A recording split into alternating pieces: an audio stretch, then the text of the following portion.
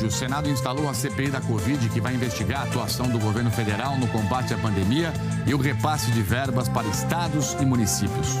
O senador Omar Aziz, do PSD, foi eleito para presidir a CPI, que terá como vice o senador Randolfo Rodrigues da Rede.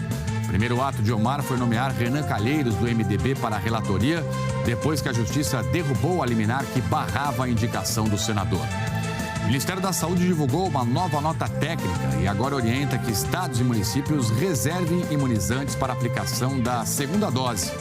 Fabricantes da Sputnik V acusam a Anvisa de politizar a avaliação do imunizante depois que a agência barrou a importação da vacina russa. A Índia começa a receber ajuda internacional para amenizar o colapso dos hospitais. E ainda um confronto entre policiais e traficantes termina com 9 mortos no Rio. A inflação dá sinais de que está perdendo força em abril. Termômetros registram temperaturas abaixo de zero pela primeira vez no ano no país.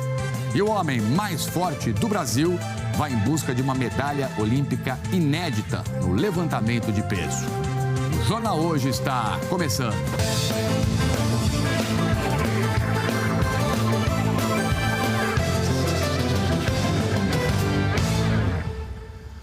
O Senado Federal instalou agora de manhã a Comissão Parlamentar de Inquérito que vai apurar possíveis omissões do governo federal no combate à pandemia e também o repasse de verbas da União para estados e municípios.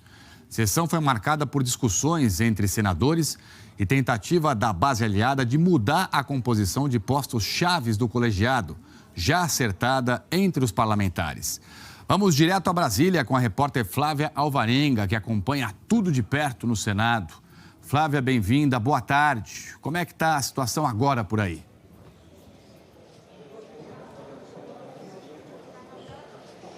Oi, Trali, boa tarde a todos. A reunião está em andamento e há pouco foi encerrada a eleição. O presidente da CPI vai ser o senador Omar Aziz, do PSD, e o vice-presidente, o senador Randolfo Rodrigues da Rede. Eleição, portanto, finalizada.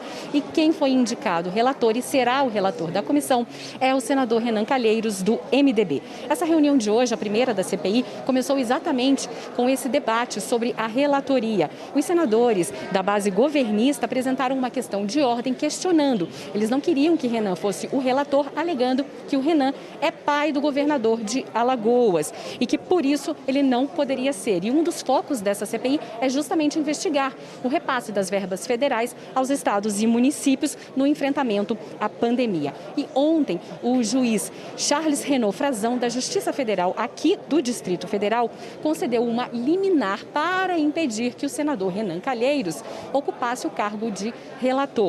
E esse pedido à Justiça foi feito pela deputada Carla Zambelli, do PSL. Ela é uma das principais aliadas do presidente Jair Bolsonaro. O presidente do Senado, Rodrigo Pacheco, do Democratas, disse ontem que a escolha do relator é uma decisão interna do Senado e que, portanto, ele não iria admitir interferência. O Senado recorreu e, no meio da manhã de hoje, essa liminar caiu. Portanto, depois que começou essa reunião, a primeira reunião da CPI, foram 2 horas de discussão. Depois de 2 horas, houve essa eleição para presidente e vice-presidente da CPI. Antes de começar, teve varredura na sala. No corredor da comissão, somente os senadores, alguns assessores e servidores puderam entrar. A reunião foi aberta pontualmente pelo senador Otto Alencar, do PSD. Pelo regimento, é o parlamentar mais idoso que preside a reunião antes da eleição para presidente e vice da CPI. Essa escolha foi adiada ao longo de toda a manhã por senadores da base aliada, que continuaram a questionar o nome do senador Renan Calheiros, do MDB, para relator da CPI. O senador Jorginho Melo, do PL, apresentou questão de ordem, não apenas contra Renan, mas também contra o senador Jader Barbalho, do MDB, porque ambos têm filhos governadores de estado. Há uma importante investigação que poderá ter impactos importantes para a nossa República. Não pode ser continuada se existir um quê de desconfiança. Por todo o exposto, portanto, apresento a presente questão de ordem. Solicito os devidos esclarecimentos sobre os dispositivos violados e hora indicados, para arguir o impedimento dos parlamentares Renan Calheiros e senador Jarbas Barbalho, para integrar a Comissão Parlamentar de Inquérito. E mais, para relatar a CPI da pandemia, nos termos do Código de Processo Penal. O senador Otto Alencar, do PSD, respondeu que não era a hora dessa discussão e não acatou a questão de ordem. Mas a discussão continuou. O senador Eduardo Girão, do Podemos, autor do pedido para ampliar o foco da investigação da CPI, também defendeu que Renan não assuma a relatoria. Não tem como não ter isenção, por mais que possa haver boa vontade. Mas isso tira a credibilidade do trabalho que a gente se propõe a fazer com imparcialidade aqui na comissão. Enquanto os senadores discutiam sobre a relatoria da comissão, o senador Eduardo Braga, líder do MDB, anunciou que o Tribunal Regional Federal cassou a decisão liminar que impedia a indicação de Renan Calheiros. O presidente em exercício do TRF acaba de suspender a liminar ineficaz que foi concedido por um juiz de primeira instância. Portanto, diante de todos os argumentos já aqui apresentados, ainda agora venha a suportar a decisão desta Casa, a decisão do presidente do TRF, que suspende a liminar concedida ineficazmente no dia de ontem, senhor presidente. Os senadores da oposição disseram que a discussão indica o temor do governo do que será investigado na CPI. Se não teve nenhuma responsabilidade, não tem por que medidas protelatórias para instalarmos.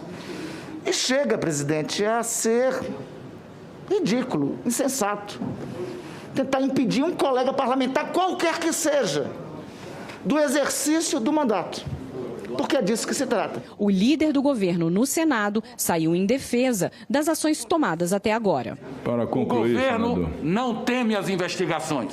Estou convencido que o julgamento das ações de enfrentamento da maior crise sanitária da história revelará a lisura da conduta do governo e, à luz dos fatos, ficará comprovado que nenhum ato doloso de omissão foi cometido no combate à pandemia. Depois de 2 horas de debate, o senador Otto Alencar iniciou a votação para presidente. O senador Omar Aziz, do PSD, foi eleito por 8-3. E o vice será o senador Randolfo Rodrigues, que teve 7 votos.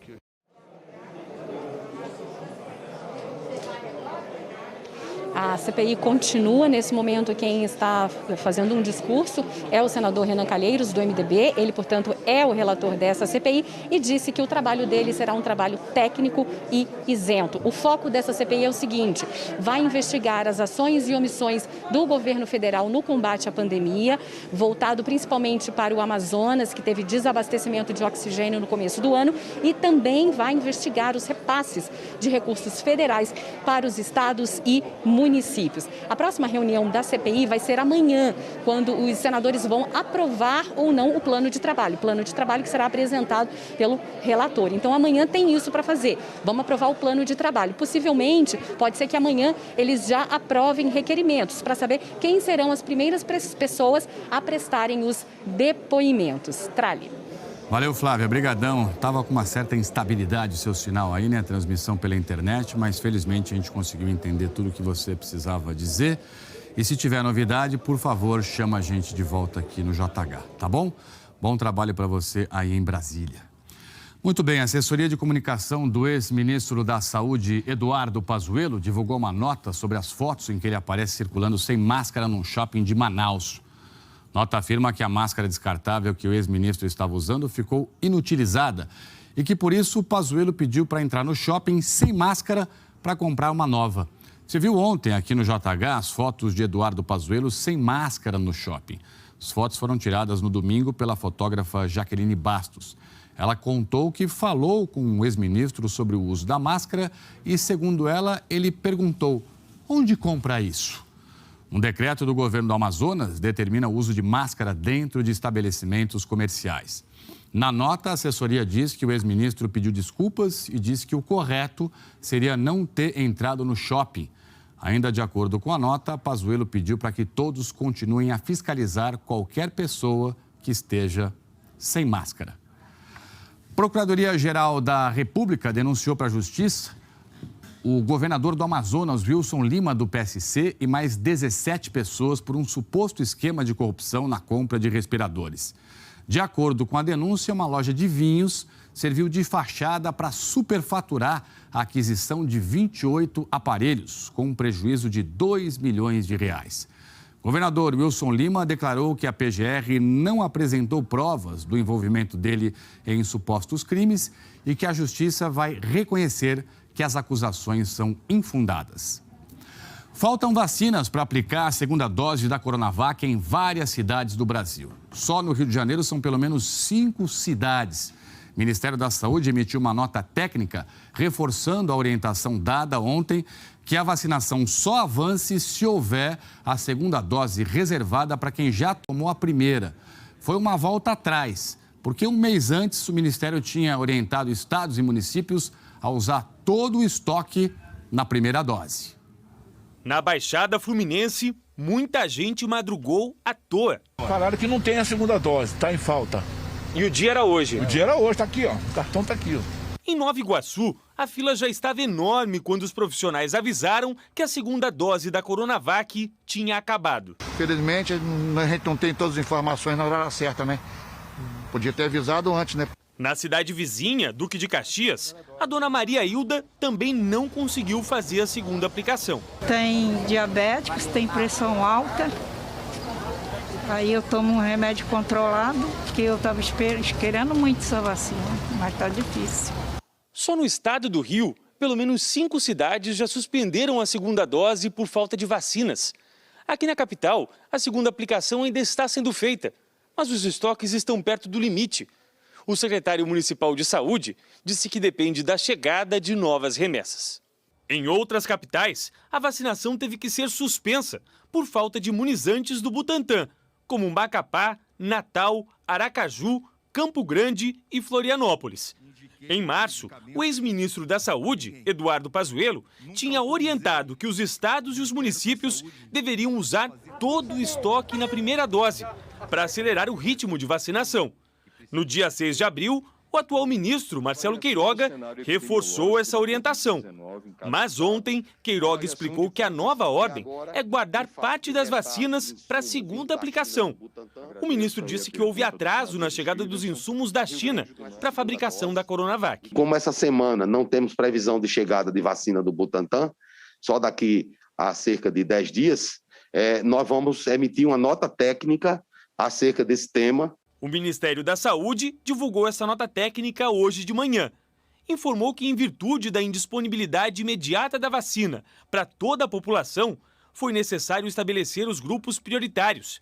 Esclareceu ainda que as localidades que alcançarem a vacinação do grupo vigente poderão avançar para os grupos subsequentes, desde que esteja assegurada a aplicação do esquema completo, a primeira e a segunda dose. Em outra nota técnica, o Ministério da Saúde afirmou que a população deve tomar a segunda dose mesmo que a aplicação ocorra fora do prazo recomendado pelo laboratório. Disse que mais de 416 mil pessoas ainda esperam pela segunda aplicação. E, de acordo com o Ministério, a previsão do envio de novas remessas é a primeira semana de maio. O seu Paulo é uma das pessoas nessa lista de espera. A segunda dose deveria ser aplicada hoje, mas não foi dessa vez. Para casa, perdeu o dia, vou fazer o quê? Não tem o que dizer mais. Retrato da frustração, né, seu Paulo? Franciele Francinato, coordenadora do Programa Nacional de Imunizações, disse que o Ministério da Saúde enviou ontem uma nota técnica para os estados, orientando que as grávidas sejam colocadas no grupo prioritário para receber a vacina contra a Covid-19. A declaração foi dada numa audiência pública na Câmara dos Deputados agora há pouco. As gestantes com comorbidades já estavam na lista de prioridade, mas agora entram todas as grávidas. A orientação é que elas podem receber qualquer uma das vacinas aprovadas hoje no Brasil. Coronavac e também a Oxford AstraZeneca. E até a da Pfizer, quando, portanto, estiver disponível. O governo de Pernambuco recomendou aos municípios que usem os estoques que restaram da Coronavac prioritariamente na aplicação da segunda dose. A orientação é completar o ciclo de vacinação contra a Covid. Essa decisão saiu ontem numa reunião entre representantes do governo do estado e também das prefeituras. E foi tomada, de acordo com a Secretaria de Saúde, porque Pernambuco recebeu 91.600 doses de Coronavac a menos do que o previsto na última remessa do Ministério da Saúde. De acordo com o governo do estado, uma nova remessa da vacina está prevista para chegar em maio. O Ministério da Saúde informou que o cálculo de distribuição de vacinas por estado e Distrito Federal é feito de maneira proporcional e igualitária. Em março, antes mesmo da orientação do Ministério da Saúde, o governo do Rio Grande do Sul recomendou que as prefeituras aplicassem todo o estoque disponível de vacina. E agora estão faltando imunizantes. 263 mil pessoas não receberam a dose da Coronavac. Santa Maria, no interior do estado, é uma das cidades que esperam a chegada de mais vacinas. Vamos ao vivo, então, conversar com a repórter Fabiana Lemos.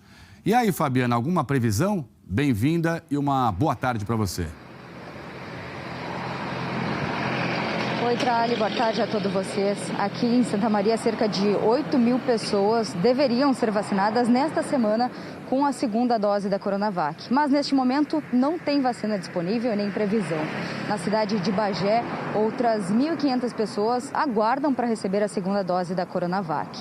Segundo a Secretaria Estadual da Saúde, faltam 40.470 doses para concluir o esquema vacinal de idosos que receberam a primeira dose da Coronavac, distribuída no dia 20 de março. A Secretaria de Saúde informou também que são necessárias mais 223.400 doses para a segunda aplicação de quem foi vacinado depois, com a remessa que foi distribuída aqui no Rio Grande do Sul no dia 26 de março. A Secretaria afirmou ainda que o Estado, junto com os municípios, optou por imunizar o maior número de pessoas com a primeira dose. Além disso, segundo o governo do Rio Grande do Sul, a previsão da chegada de remessas maiores e mais frequentes da Coronavac não se concretizou. De acordo com o Conselho das Secretarias Municipais de Saúde, aqui do Rio Grande do Sul, esse problema está afetando 340 dos 497 municípios gaúchos. Em Porto Alegre, a capital, as doses da Coronavac para a segunda aplicação terminaram hoje de manhã na maioria dos postos de saúde. Trali. Pois é, agora resta esperar, né, Fabiana? Chegar mais remessa, mais vacina. Obrigado pelas informações e uma ótima tarde para você aí em Santa Maria. Prefeitura de Belo Horizonte contrariou a orientação anterior do Ministério da Saúde, né? E já tinha guardado parte dos estoques de vacinas para garantir a aplicação da segunda dose nos grupos prioritários. Gabriele Lanza, ao vivo aqui com a gente, tem todos os detalhes. Diga, Gabriele, boa tarde e bem-vinda.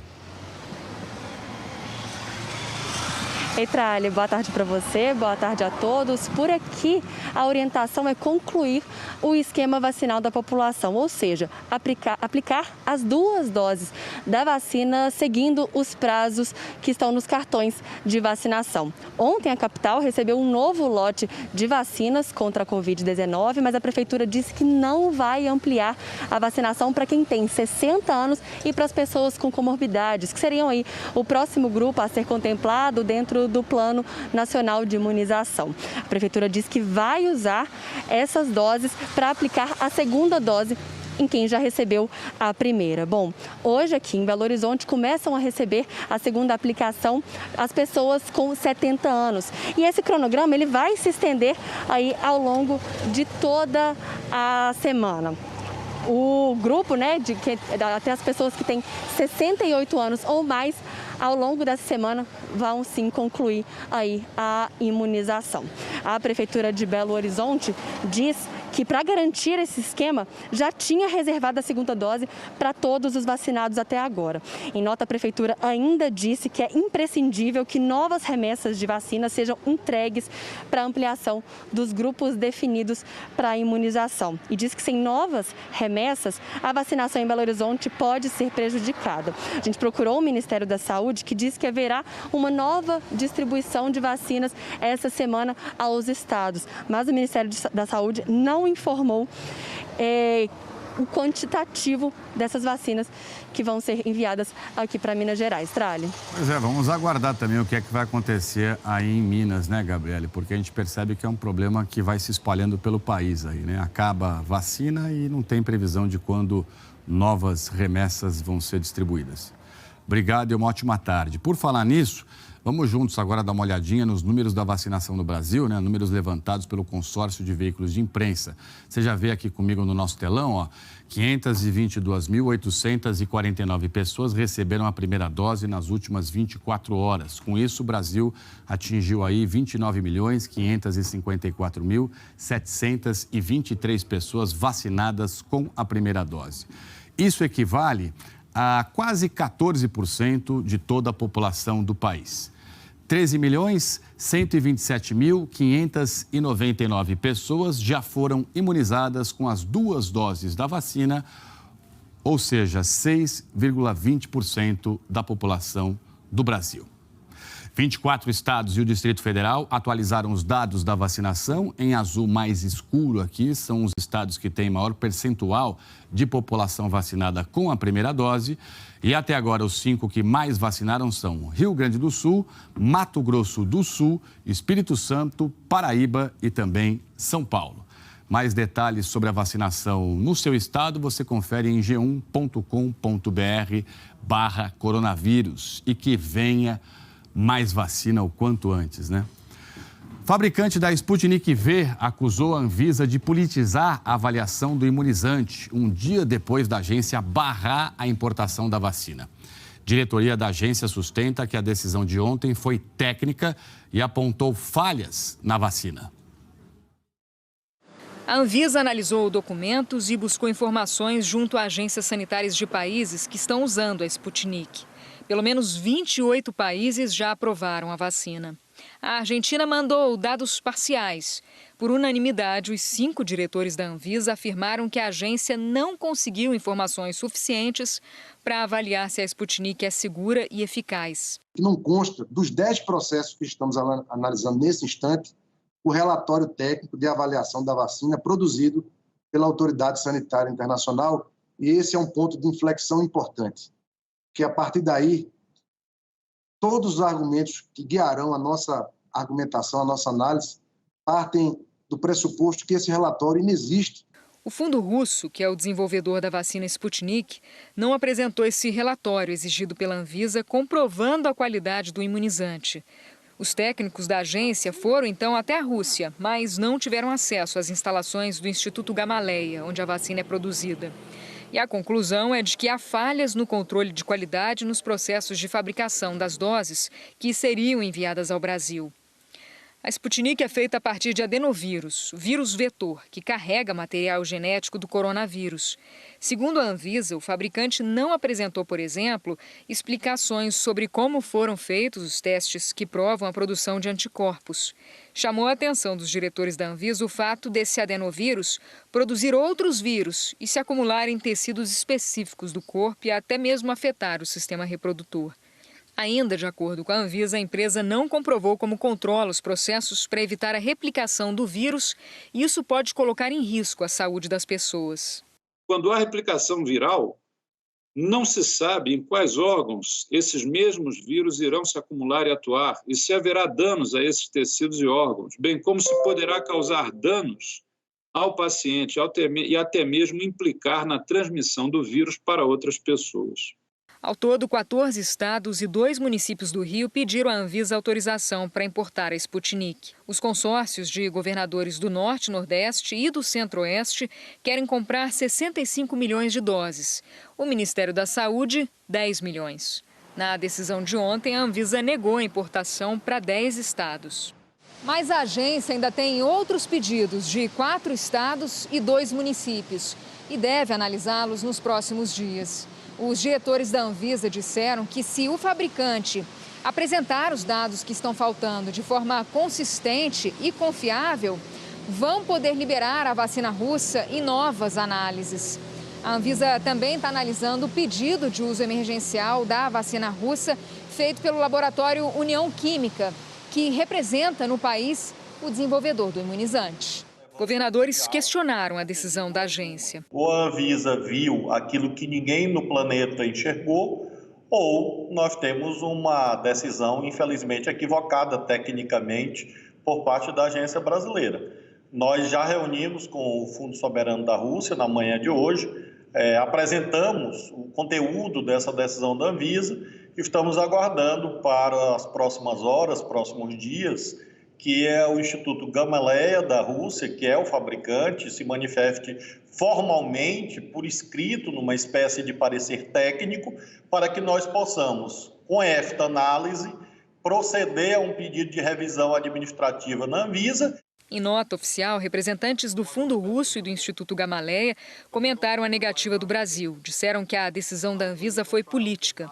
Em uma declaração hoje de manhã, disseram que as informações passadas pela Anvisa não estão corretas e que técnicos da agência foram informados de que precisariam ficar mais tempo para fazer a visita ao Instituto Gamaleya, mas que os servidores disseram que bastava mostrar os documentos de controle de qualidade da vacina. E isso foi feito. Em uma audiência pública hoje na Câmara dos Deputados, o gerente-geral de medicamentos da Anvisa, Gustavo Mendes, negou que a decisão teve motivação política. O compromisso do nosso corpo técnico, que não está embasado de forma alguma em questões políticas ou questões internacionais ou outras questões que não sejam a ciência. O nosso foco é ciência. Nossas análises são baseadas nos procedimentos regulatórios internacionais.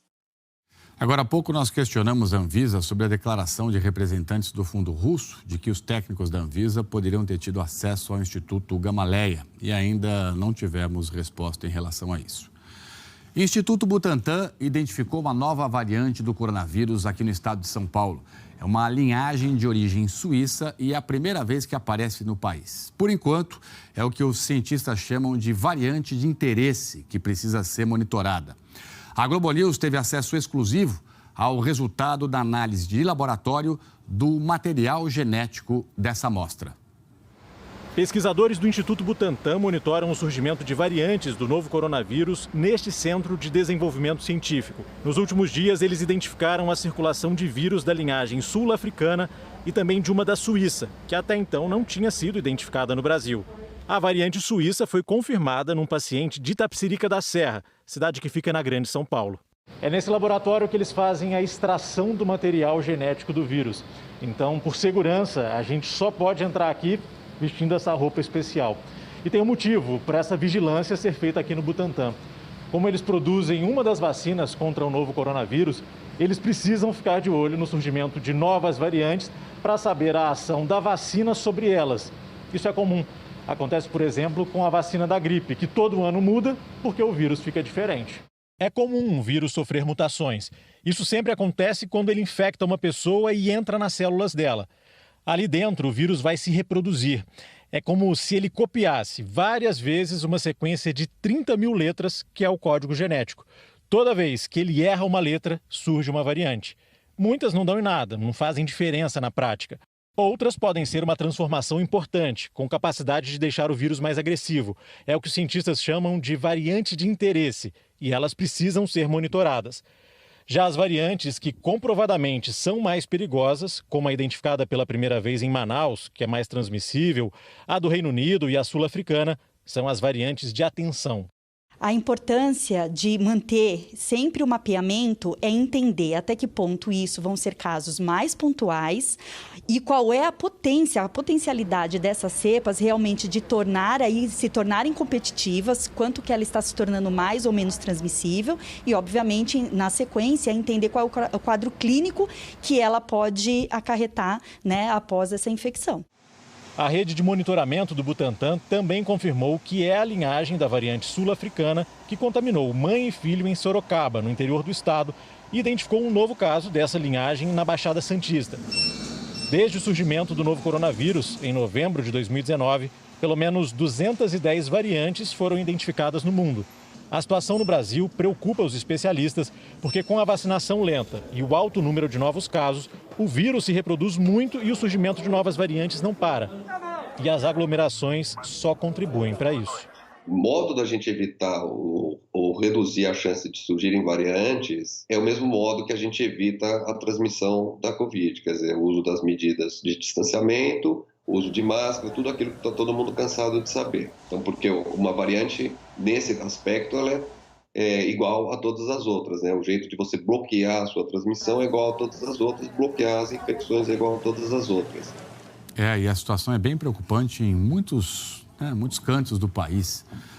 No Ceará já tem 2 meses que a taxa de ocupação de leitos de UTI da rede pública e particular está acima de 90%. Tudo o que o seu Francisco precisa não está disponível na UPA, onde ele está internado há quase 1 mês. Ele está precisando fazer traqueostomia, ele está precisando fazer uma tomografia do crânio, porque ele foi extubado. Como ele não teve resposta, eles entubaram novamente. Ele é um dos quase 400 pacientes com Covid na fila de espera no Ceará.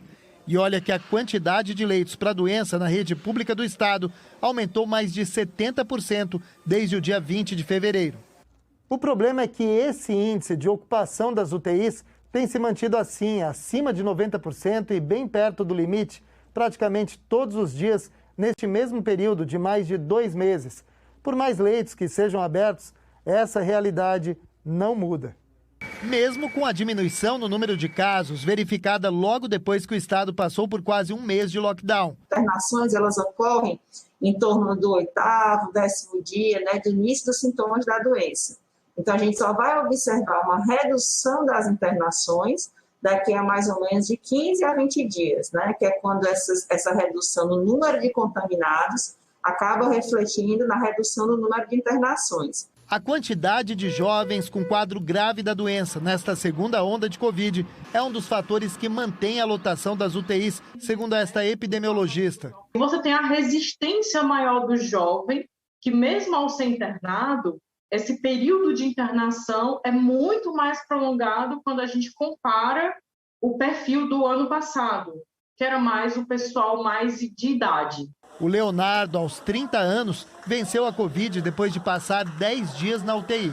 No período que eu passei na UTI, eu era a única pessoa que ficou acordada. Eu fiquei, cara, eu não posso ser entubada, eu tenho que reagir aqui de toda forma. Que foi, assim, ao meu ver, realmente foi isso que me tirou de lá, sabe? Tão bom, né, quando a gente vê alguém se recuperando da doença.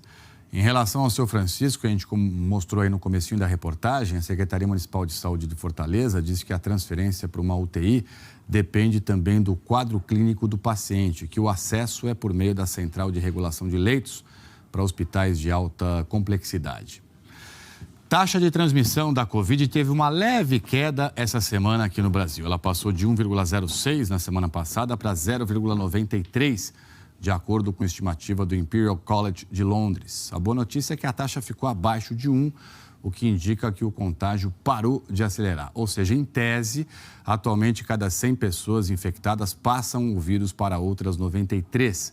Mas os epidemiologistas consideram que os surtos começam a ser controlados quando a chamada taxa R permanece abaixo de 1, por no mínimo 2 semanas seguidas. A chance de os números refletirem a realidade é de 95%. Vamos juntos agora dar uma olhadinha na evolução da pandemia aqui no Brasil. De acordo com os dados divulgados no boletim de 8 da noite de ontem, pelo consórcio de veículos de imprensa, 1.279 pessoas, infelizmente, perderam a vida para a Covid em 24 horas. Agora são 392.204 mortes, que ocorreram no país por causa da doença. Em 24 horas, 31.044 novos casos confirmados. Desde o começo da pandemia, o país soma 14.370.456 infectados. Média de novos casos, agora aqui para você, está em queda pelo 4º dia. A média é de 21%, menor do que 14 dias atrás. São 56.106 novos registros diários, ainda um número elevado. Média de mortes no país registrou também queda pelo 4º dia seguido, queda aí de 20%, se a gente comparar com 2 semanas atrás. Também é uma média ainda muito elevada, porque a gente está vendo aqui, 2.451 mortes por dia.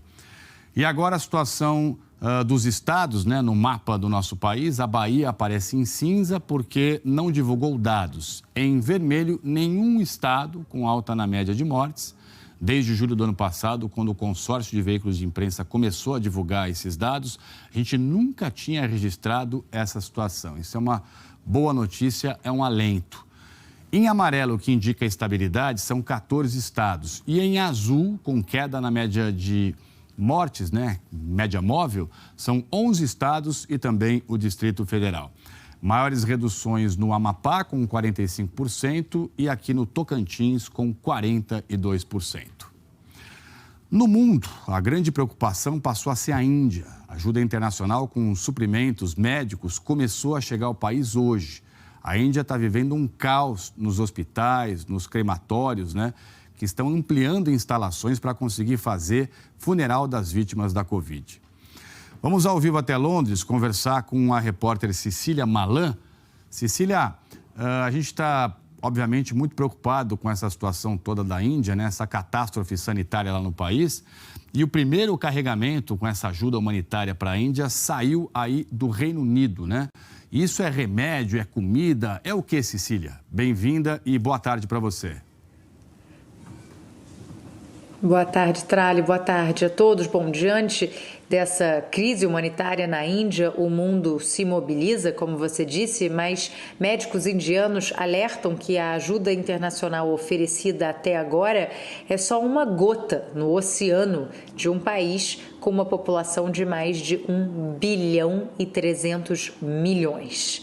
O primeiro carregamento, vindo aqui do Reino Unido, chegou hoje com 100 respiradores artificiais e oxigênio.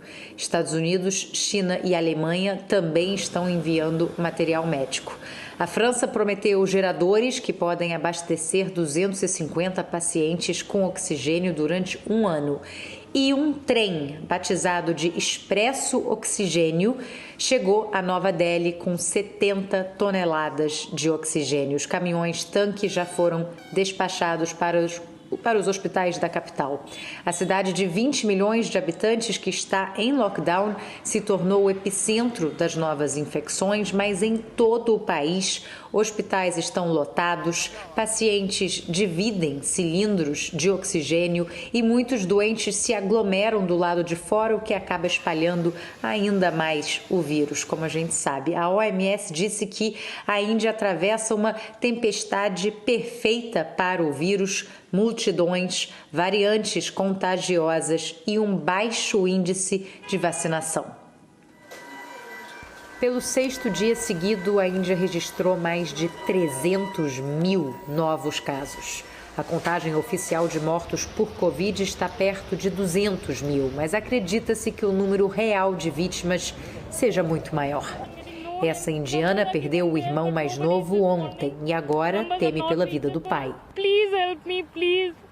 My father is dying. Essa mulher, com grande dificuldade para respirar, só conseguiu ser atendida dentro do carro. Nas cidades mais atingidas, crematórios foram improvisados em parques e estacionamentos. Na falta de leitos, hotéis estão sendo convertidos para receber pacientes. Especialistas alertam que a próxima crise será a falta de profissionais de saúde que também estão ficando doentes. Esse médico intensivista diz que as próximas 2 semanas serão infernais. No início do ano, a Índia tinha conseguido reduzir o número de casos e mortes por Covid. O ministro da Saúde chegou a afirmar que o país estava no fim do jogo contra a pandemia. O governo foi criticado por organizações de saúde que diziam que a população estava baixando a guarda cedo demais. Comícios eleitorais e os famosos festivais religiosos foram mantidos. O resultado? O país foi de 78 mortes diárias por Covid em fevereiro para mais de 200.700 nos últimos dias. Para piorar, a demanda por vacinas é muito maior do que a oferta. Em Mumbai, filas enormes se formam nos centros de vacinação. Faltam insumos, carregamentos estão atrasados e ainda teve um incêndio numa fábrica que produz o imunizante da AstraZeneca. O governo indiano queria liberar a vacinação para todos os adultos a partir de maio, mas tudo indica que pessoas entre 18 e 45 anos vão ter que esperar mais um pouco. Os Estados Unidos registraram uma queda de 21% na média móvel semanal de casos de Covid. De acordo com especialistas, isso é resultado da campanha de vacinação, que já distribuiu 230 milhões de doses. Agora há pouco, a Força Tarefa da Casa Branca anunciou novas diretrizes para quem já foi imunizado. Vamos então ao vivo até Nova York bater um papo com a correspondente Candice Carvalho, que tem detalhes aí, né, dessas novas etapas da imunização e orientações para a população também. Diga, Candice, bem-vinda e uma boa tarde para você aí. Tralha, tudo bem? Boa tarde a você, boa tarde a todos. Olha, Tralha, o anúncio saiu agorinha, 30 minutos atrás, o anúncio que se refere ao uso das máscaras. A Força Tarefa da Casa Branca disse que, a partir de agora, os americanos que forem completamente imunizados, o que isso quer dizer? Que já tomaram a segunda dose da vacina da Pfizer ou da Moderna há mais de 14 dias, ou que já tomaram a dose única da vacina da Johnson há mais de 14 dias, esses americanos poderão ficar sem máscaras em lugares externos. Por exemplo, pessoas nos parques, nas calçadas, áreas externas de restaurante, a partir de agora, desde que 100% imunizadas, não precisam usar máscara. Isso não vale para lugares com grande número de pessoas, aglomerações, como estádios, shows, eventos culturais de uma maneira geral. A diretora do CDC, que é o Centro de Prevenção e Controle de Doenças dos Estados Unidos, a Rachel Walensky, é uma das autoridades máximas de saúde aqui do país, Trali, disse que enquanto os Estados Unidos continuarem tendo mais de 50 mil casos por dia, ainda é absolutamente necessário usar máscara em lugares fechados. Essa orientação deve motivar ainda mais os americanos a tomarem a vacina, e é importante dizer que essa orientação em relação às máscaras só aconteceu porque os Estados Unidos chegaram ao ponto que hoje 90% da população americana tem acesso a uma vacina a menos de 8 quilômetros de distância da sua casa.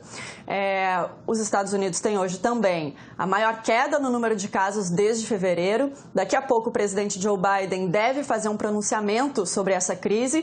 Ele que atingiu, por enquanto, todas as metas que estipulou desde que assumiu a presidência. Ele conseguiu aumentar a vacinação, diminuir o número de casos, diminuir o número de mortes. Os Estados Unidos foram de um pico de 4 mil mortes em janeiro para aproximadamente 650 nos últimos 7 dias. Agora, vamos ver como que os americanos vão reagir, né, Tralha, a essa nova orientação aí em relação às máscaras. Eu sei de pessoas que pretendem continuar usando máscara na rua porque tem medo. Eu já estou imunizada, poderia não usar máscara, mas olha só, acabei de comprar minha máscara linda, toda estilosa, tá cheio de máscara bonita aqui. Eu vou continuar usando minha máscara, já tá até combinando com o look, Tralha. Ficou ótimo, Candice. E é bem isso mesmo, né? Quer dizer, enquanto você não tiver um controle absoluto, né, é melhor partir para a prevenção, continuar fazendo essa proteção, né?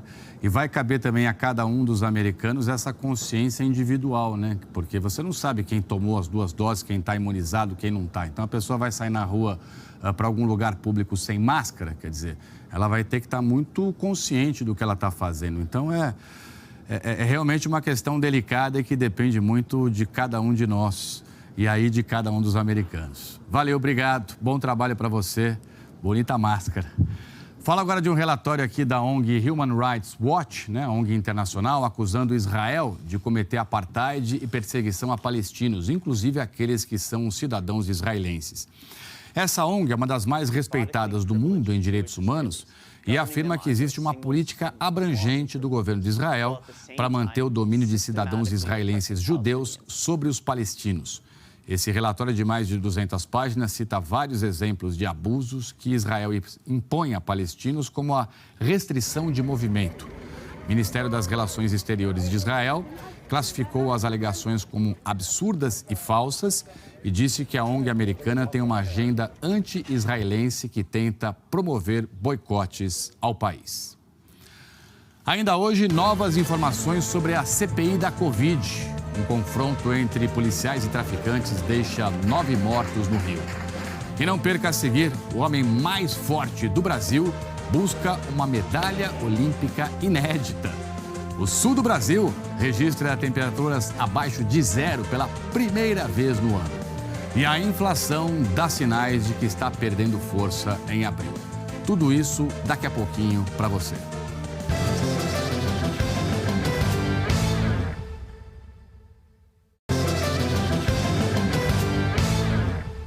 Duas e 13, pelo horário de Brasília, estamos de volta sempre ao vivo aqui com você no JH.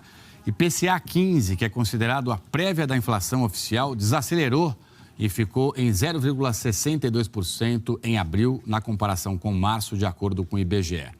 A alta foi puxada especialmente pelo grupo Transportes, mas segundo o IBGE, o destaque dentro desse grupo ficou para a gasolina, que continuou a ser o produto com maior impacto no índice, ao avançar 5,49% em abril. Outro grupo que também ajudou a pesar na conta de abril foi o de alimentação e bebidas, que fechou em 0,36% em abril, valor 3 vezes maior que o registrado em março. No ano, o IPCA 15 acumula alta de 2,82%. Uma pesquisa da Confederação Nacional de Dirigentes Lojistas afirma que aumentou o número de consumidores que não pretendem deixar o Dia das Mães passar batido. Mas o consumidor está cauteloso. Depois de pesquisar no quarto da mãe, a Renata decidiu comprar maquiagem para ela no dia 9 de maio. Mas o bolso está impondo limites neste ano. Mãe, não tem preço, né? Mas a gente tem um teto. A expectativa é que 24,3 bilhões de reais sejam injetados na economia por quase 123 milhões de brasileiros. É a dose que o comércio e os serviços aguardam ansiosamente. De acordo com a Confederação Nacional de Dirigentes Lojistas, os filhos querem dar um presente melhor e gastar em média R$ 197. Mas nem todo mundo tem esse dinheiro. Esse ano, como em questão da crise da pandemia, né? Questão de condições financeiras tá meio ruim. Mas esse Dia das Mães eu vou passar com a minha mãe, né? Junto com ela. Acho que esse seria o maior presente, no caso, né? Nesse momento. O consumidor está mais preocupado com o orçamento. 3 em cada 10 pessoas esperam gastar menos com presente do que no último ano. E desse grupo, quase todo mundo foi influenciado a ser mais cauteloso por causa da pandemia. Ele não quer ter compromisso a longo prazo, porque existe uma insegurança muito forte ainda com relação à garantia no seu trabalho, a garantia, né, de uma nova cepa que poderá também afetar, né, o planeta como um todo. Então isso faz com que ele esteja cauteloso. Mesmo com os pés no chão, os filhos não querem deixar o Dia das Mães passar em branco. Neste ano, 77% dos brasileiros pretendem comprar presentes. Um ano antes, eram 68% das pessoas. Nós enxergamos isso como uma coisa positiva, como um momento positivo, como um momento de retomada, como um momento de crença, né, principalmente na vacina. O principal investimento deve ser no estilo da mãe. Roupas, calçados e acessórios são os preferidos. Mas para sair da vitrine é preciso chamar a atenção com preço e promoções, que também ajudam. No momento pede um pouquinho de cautela, então a gente consegue trazer, sim, essa questão do preço, né? O mix de produto com um precinho que vai agradar o consumidor. Na casa da Jéssica, o presente vai para a avó. E este ano, a homenagem do Dia das Mães tem um significado ainda mais especial. É a celebração da vitória contra a Covid. Ela está com 89 anos, né? E ela passou 21 dias internada. Foi muito difícil. Ela é vó e mãe. Eu acho que vale a pena se esforçar e dar uma pequena lembrancinha, não deixar passar batido. É isso aí, uma lembrancinha que seja, né? O que mais importa mesmo, a gente sabe que é amor, gratidão, respeito, carinho, afeto, não é verdade? Olha só, pela primeira vez no ano, os termômetros marcaram temperaturas negativas aqui no Brasil. Foi na região serrana de Santa Catarina. A temperatura em Urupema, região serrana de Santa Catarina, chegou a 2,2 graus abaixo de zero. O frio mudou a paisagem. A geada deixou os campos branquinhos e, quando o sol bateu, ela virou vapor, deixando o cenário ainda mais bonito. Quem precisou sair cedo para trabalhar teve que puxar do guarda-roupa um agasalho mais pesado. Nesta época, até cachorro por aqui usa roupa de lã. Essa noite até a gente botou elas, uma para dormir na sala, outra para dormir no quarto, para ficar mais quentinho ainda. É só o frio chegar aqui na Serra Catarinense que o fogão a lenha começa a funcionar o dia todo. Aqui em Urupema, em todas as casas, tem um desse. Afinal, é preciso criatividade para se aquecer numa das cidades mais frias do país. Na casa do seu Sebastião, o fogão a lenha e o pinhão são os companheiros dele e da mulher. Dentro de casa, ninguém passa frio. Mas na parte do inverno, nessa época, ele é o aquecedor da casa. Na cidade vizinha, São Joaquim, Os campos também ficaram branquinhos. Os termômetros marcaram 1,3 grau. Temperaturas perto de zero também no Rio Grande do Sul. A geada cobriu a vegetação das cidades de São José dos Ausentes e Barão de Cotegipe. Vamos saber se esse frio todo continua. Eliana Marques, bem-vinda e boa tarde. Obrigada, Trali. Boa tarde para você, boa tarde a todos. Bem que você falou dessa geada, né? Exatamente. Olha, nem agora à tarde, viu? Faz calorão em parte do sul e sudeste. Agora, no norte, também no Distrito Federal, a previsão para hoje é de chuva moderada ou forte. Em Manaus, um temporal com ventos ontem destelhou casas, derrubou um muro, matou 2 pessoas e deixou ruas alagadas. Primeiro, uma nuvem funil se formou, depois o vento foi levantando e levando as telhas. Ruas inteiras ficaram tomadas pela água, aí você vê um muro que desabou matando 2 pessoas. Olha aí as ruas alagadas pelas águas. Agora, Manacapuru, ruas do centro da cidade, 10 bairros atingidos pela cheia do rio Solimões. E em Parintins, que você vê agora, a prefeitura está construindo pontes por causa da cheia do rio Amazonas. No sudeste, uma frente fria e também um cavado que aparece aqui, olha, nesse pontilhado em amarelo, estão deixando o tempo instável hoje, entre sul do Espírito Santo, avançando até Belo Horizonte, chegando até o litoral do Paraná. Pancadas de chuva isoladas e temporais na área em laranja, que pega o litoral norte de São Paulo, passa pelo Rio de Janeiro e vai até a região de Vitória. A capital paulista está fora do risco de chuva forte hoje, Trali. E como é que ficam as outras regiões, Eli? Olha, no Nordeste, pouca chuva, onde o mapa está verde, tempo firme aqui entre o oeste do Rio Grande do Norte, avançando até o extremo norte do Espírito Santo. Tempo firme também nessa faixa amarela, entre Acre, sul de Goiás, interior de São Paulo e a maior parte da região sul. Essa alta pressão aqui segura as temperaturas. Termômetros parando, portanto, nos 19 graus lá em Curitiba, nos 22 em Porto Alegre e aqui em São Paulo. Em BH, máxima de 26 graus, em Goiânia, 29, em Salvador, 30 e em Belém, 34 graus, a capital mais quente hoje. E amanhã, meio de semana? Amanhã, o frio, gente, vai acentuar mais no centro-sul, previsão de geada de novo nas serras gaúcha e catarinense, maior risco de temporal aqui no norte do Rio de Janeiro, também entre o oeste do Pará, Roraima e Amazonas de novo. E eu termino com a superlua rosada lá em Aracaju, olha que linda. Porto Alegre também registrou a superlua, aí mais amarelada, né? Muito bonita também. E a superlua acontece quando a lua está no ponto mais próximo da Terra, que é chamado de perigeu.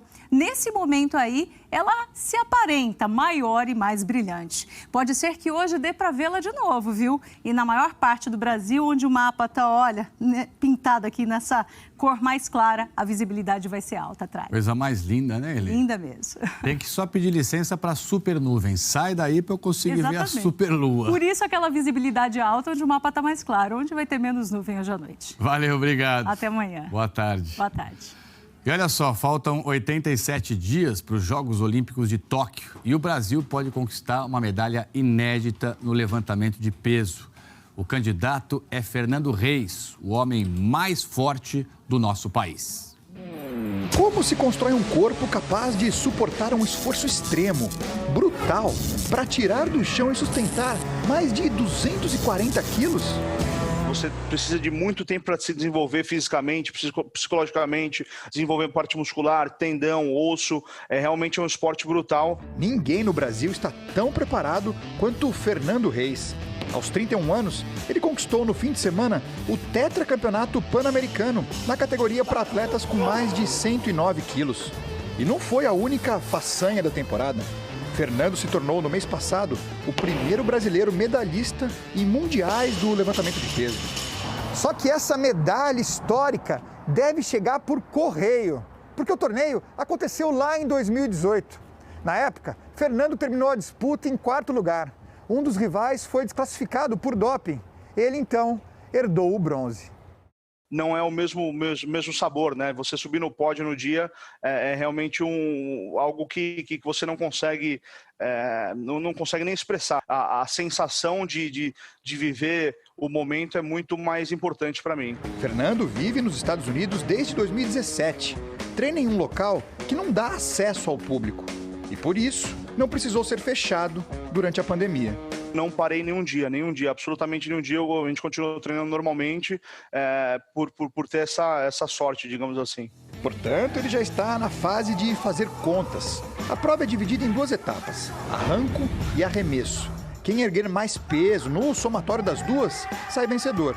A melhor marca de Fernando é 443 quilos. Com mais 7, ele acredita que é possível subir no pódio no Japão. É só concretizar, já está dentro de mim, já está feito. Eu preciso só no dia realizar um movimento para a gente conseguir subir no pódio. Força, Fernando, e boa sorte, né? Cabeça leve. E daqui a pouco um confronto entre policiais e traficantes deixa 9 mortos no Rio. E também uma operação da Polícia Federal contra o tráfico de mulheres aqui no Brasil. E ao vivo de Brasília, novas informações sobre a CPI da Covid. Voltamos já com tudo isso e muito mais para você.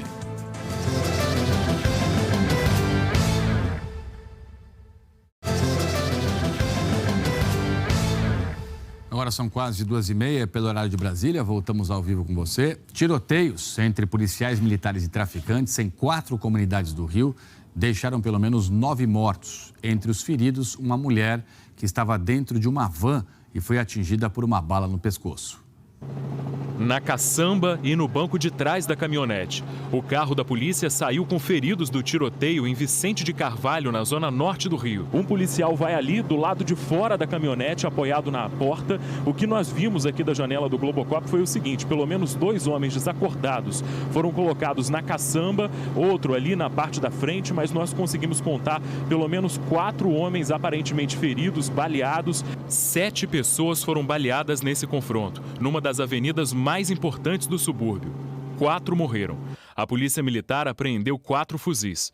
Numa rede social, um morador disse que um dos mortos estava descendo a passarela para chegar ao trabalho quando foi atingido. No Morro da Providência, no centro, a manhã também foi tensa. Segundo a PM, um criminoso foragido da justiça ficou ferido. Perto dali, no Morro dos Prazeres, outro tiroteio começou pouco antes das 10 da noite. Quase todo dia esse tiroteio. Meu Deus do céu. 4 pessoas já chegaram mortas ao hospital, outras 5 feridas. Uma mulher foi baleada dentro de uma van. Entre os mortos no confronto, segundo a PM, estavam 2 traficantes. Os policiais apreenderam um fuzil, uma pistola, carregadores, rádios transmissores e drogas. A noite também foi violenta no Morro da Mangueira. Em todos esses casos, a Polícia Militar divulgou que policiais foram atacados a tiros e revidaram. 9 mortes em 4 tiroteios. Na contagem assustadora, a violência revela seu lado mais cruel. Segundo a polícia, 6 homens eram suspeitos de envolvimento com o crime. Mas as outras 3 mortes continuam até agora sem explicação. A violência também interrompeu atendimentos de saúde em 3 clínicas da família, no centro e na zona norte. E a vacinação contra a Covid foi suspensa para centenas de pessoas. Há 10 meses, as operações em favelas do Rio estão proibidas pelo Supremo Tribunal Federal por causa da pandemia. A decisão só autoriza ações em hipóteses excepcionais. E, nesses casos, ainda é preciso justificar por escrito ao Ministério Público do Estado em até 24 horas. Mas, de acordo com o levantamento do MP, nesse período foram registradas 500 operações em comunidades do Estado.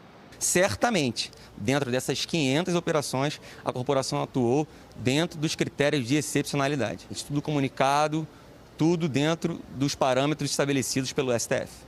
Esse número de operações de lá para cá demonstra que ainda continua uma banalização da vida e da morte no Rio de Janeiro e uma banalização dessas operações militarizadas, com tiros a esmo, colocando em risco a vida do morador e da moradora de favela.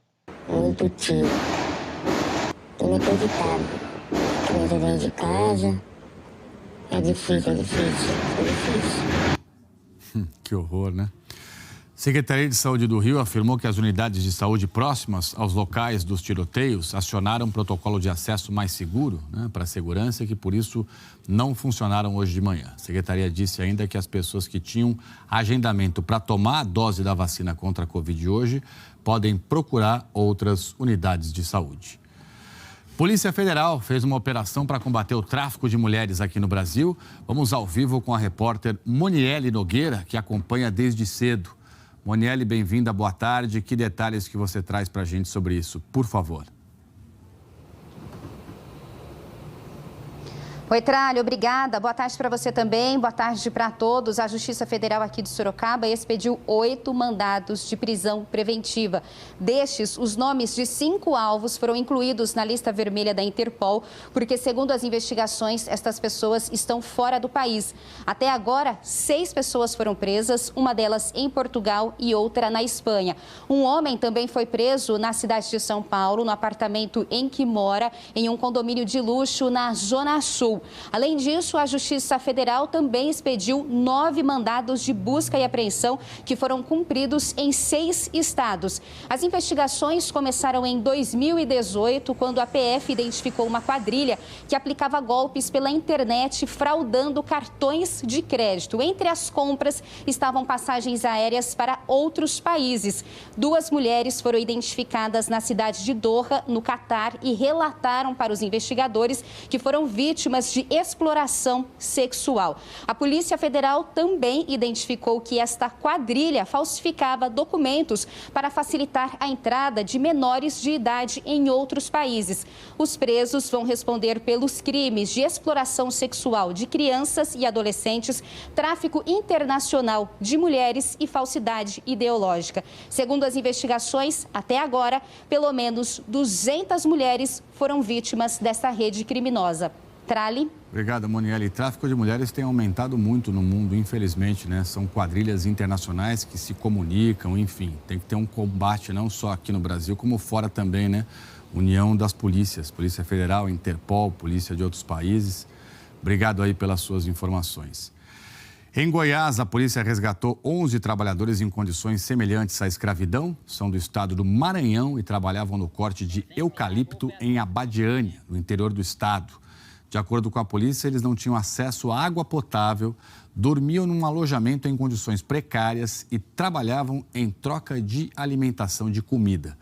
O dono da propriedade foi preso e, se ele for condenado, pode pegar até 8 anos de cadeia. A gente não conseguiu contato com a defesa dele. Você já vê comigo a Ana Flor, direto de Brasília, né? Ela traz informações aí de mudanças no Ministério da Economia, né, Ana? Bem-vinda e boa tarde aqui para você. De acordo, portanto, com assessores do Ministério da Economia, Paulo Guedes informou que vai demitir o secretário especial de Fazenda, Valderi Rodrigues, e que vai fazer mais mudanças ainda na sua equipe. Já tem substituto para o Valderi, Ana? E o que significa tudo isso na prática para o Ministério da Economia e para o Brasil? Bem-vinda. Boa tarde, Trali. Boa tarde a todos. Já tem substituto, sim, Trali. Para o lugar de Valderi Rodrigues vai o atual secretário do Tesouro, Bruno Funchal. Para a gente relembrar, Valderi Rodrigues já foi, inclusive, alvo do presidente da República no passado, que o ameaçou de um cartão vermelho se ele decidisse ou sugerisse cortes em benefícios sociais como o abono salarial. Uma declaração que ele fez até para o G1. E Valderi também teve um desgaste maior ou concentrou o desgaste recentemente na negociação do orçamento de 2021, que foi sancionado apenas na semana passada, mas que ampliou muito o embate entre a equipe econômica e o Congresso Nacional. Olha, a saída de Valderi faz parte de uma grande reformulação que o ministro Paulo Guedes faz no Ministério da Economia. Também vão deixar a pasta nos próximos dias o secretário de Orçamento Federal, Jorge Soares, a assessora especial para a reforma tributária, Vanessa Canado, e a secretária especial de Parcerias e Investimentos, Marta Seilier. Já existem nomes para esses cargos. Para o Tesouro Nacional será Jefferson Bittencourt. Para a Secretaria de Orçamento Federal, o ministro Paulo Guedes vai trazer Ariosto Kulau, que já foi do Ministério da Fazenda. E para ajudar na própria reforma tributária, vem o professor Isaías Coelho, da FGV. As mudanças vão ser confirmadas nos próximos dias e elas tem por objetivo ajudar o Ministério da Economia a melhorar a comunicação interna e com os outros poderes, também na área política do governo. O ministro Paulo Guedes tenta manter o tamanho do seu ministério, que hoje concentra o que já foram 4 ministérios diferentes. Então, Trali, sempre lembrando que, tirando esses nomes que ainda vão ser confirmados, o Ministério da Economia já teve uma troca de 16 outras pessoas do alto escalão. É uma mudança e vamos ver como fica a partir de agora a relação entre a área econômica e especialmente o Congresso Nacional. Muito bem, muito obrigado, Ana. Até porque o ministro Paulo Guedes tem enormes desafios pela frente, né? Tem que derrubar essa inflação, tem que derrubar o dólar, tem que fazer a economia voltar, né? Com força, enfim, combater desemprego. Questões muito importantes ainda para resolver agora nesse ano de 2021. Obrigado aí pelo seu trabalho em Brasília, pelas informações. E terminou agora há pouco a primeira sessão da CPI da Covid no Senado. Foram eleitos o presidente, o vice da comissão e também foi escolhido o relator. Flávia Alvarenga, de volta ao vivo de Brasília com todos os detalhes. Diga, Flávia, mais uma vez, bem-vinda e boa tarde. Boa tarde, Trali. Foram quase 4 horas e meia, 4 horas e 20 aproximadamente, nessa primeira reunião da CPI. Portanto, a CPI da Covid está instalada e foram eleitos para presidente o senador Omar Aziz, do PSD, vice-presidente o senador Randolfo Rodrigues, líder da rede, e o relator indicado é o senador Renan Calheiros, do MDB. A reunião já acabou, né? Então, depois que ocorreu a eleição, o presidente eleito e o relator indicado discursaram. O presidente, o senador Omar Aziz, disse que não vai haver espaço para questões políticas na comissão. Não dá para a gente discutir questões políticas em cima de quase 400 mil mortos. Eu não me permito fazer isso. Sem nenhum prejulgamento, como estamos sendo prejulgados. Se isenção, se não tem isenção, porque morre gente de esquerda, de centro, de direita, morre pastor, morre padre, morre ateu, morre umbandista, não tem cor para a doença, não tem classe social para a doença. O senador Renan Calheiros, do MDB, foi indicado relator, mesmo depois da tentativa do governo de impedir a indicação dele e também sob protestos dos senadores governistas.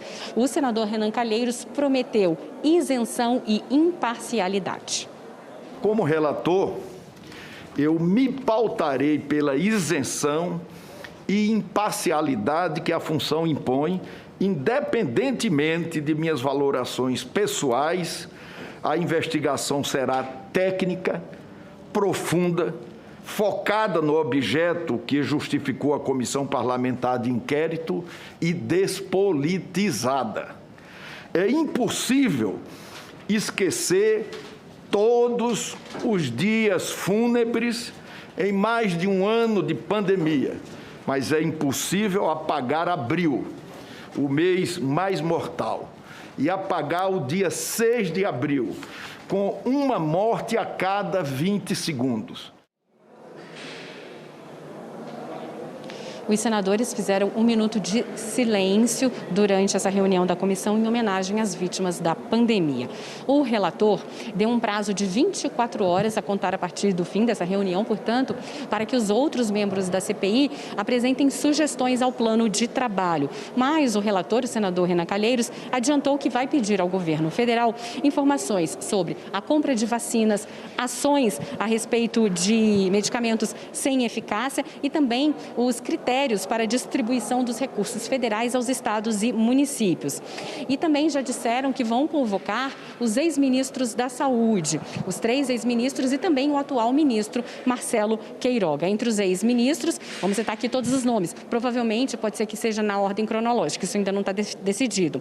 O general Eduardo Pazuello, o ex-ministro Nelson Teich e o ex-ministro Luiz Henrique Mandetta. O presidente da comissão disse que a intenção é ouvir primeiro Luiz Henrique Mandetta já na terça-feira da semana que vem. A próxima reunião da CPI vai ser quinta-feira, quando eles devem aprovar o plano de trabalho. Trali. Valeu, muito obrigado, Flávia. Um ótimo trabalho para você aí em Brasília.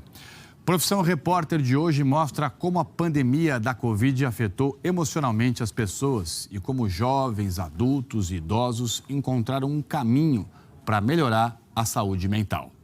Eu fiquei muito triste caso que o corona venha. Pânico na hora de dormir, algumas situações. E aí passamos a cama dele pro nosso quarto. Eu sempre tentei colocar na minha cabeça que eu nunca teria esse tipo de problema. Quando eu fui perceber, eu me tornei aquilo que eu não queria ser. Paulo é corretor de imóveis. Ele é mais um paciente que chega se queixando de ansiedade. Tem hora que eu acho que vai faltar ar. Tem dia que eu levanto animado, eu quero fazer tudo. Mas tem dia, minha filha, se eu pudesse, eu largo tudo aí e vou deitar. Não quero nem saber. Hoje, depois do BBB, no Profissão Repórter. Jornal Hoje, então, termina aqui. Muito obrigado sempre pela sua companhia. Daqui a pouquinho você pode ir ao Globoplay para rever nossas reportagens. E logo mais, também à noite, tem o Jornal Nacional. Se cuida, fique em paz. Muito obrigado e uma ótima tarde.